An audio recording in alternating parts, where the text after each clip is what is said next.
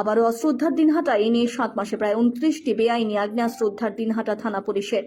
এই তালিকায় নবতম সংযোজন। গতকাল রাতে দিনহাটা বাইপাস এলাকায় অস্ত্রসহ 2 দুষ্কৃতীকে গ্রেফতার।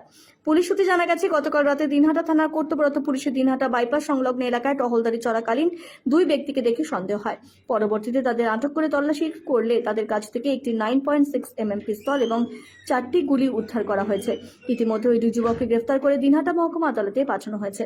পুলিশ সূত্রে আরও জানানো হয়েছে, তদন্তের স্বার্থে ওই 2 যুবকের নামও প্রকাশ করা না হলেও তাদের বয়স যথাক্রমে 26 ও 28।